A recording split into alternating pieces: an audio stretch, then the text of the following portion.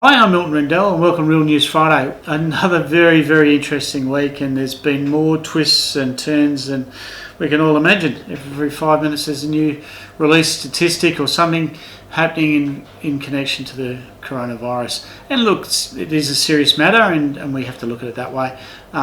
As we've advised all our clients, we have been following the strict guidelines to protect our staff and also to protect our customers and anyone obviously we come into contact with. But the interesting part for us is inquiry has not stopped for rentals.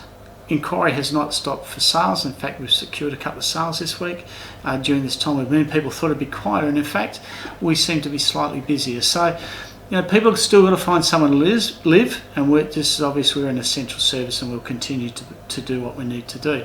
In terms of coronavirus, we don't know where that's going to lead us. There's been some absolutely ridiculous reporting, I believe, in terms of values of property, etc. Look, once this is solved, I think we're actually going to have an acceleration in pricing, if anything. So I think that there's been some poor reporting out there.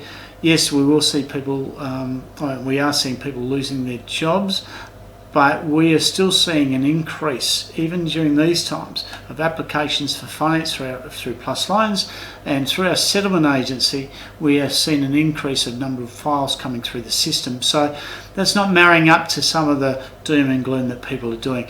This virus is serious and it's sad, and it's very sad that we're losing people, but as I've said in the past, and I still will stick with it, is that we are a remote capital, and I think Australia is certainly dealing with this virus very well. But in WA, we are isolated, and every death is sad, and every person who gets sick it's sad to hear.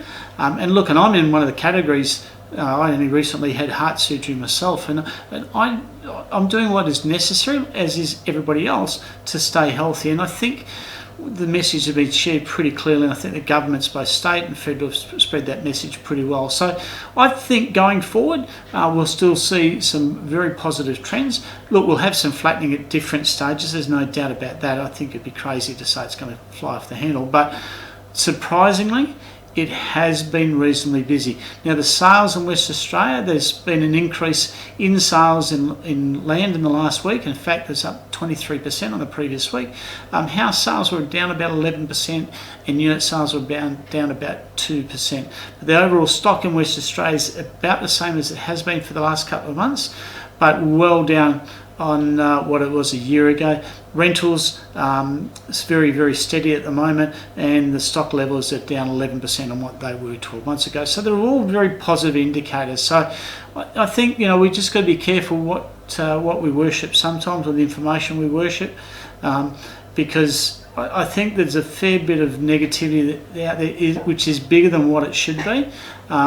It is a concern for the employment, but from a real estate point of view, and I'm going to be very single-minded in this, is that it is still continuing things to happen, and people still need homes to live in.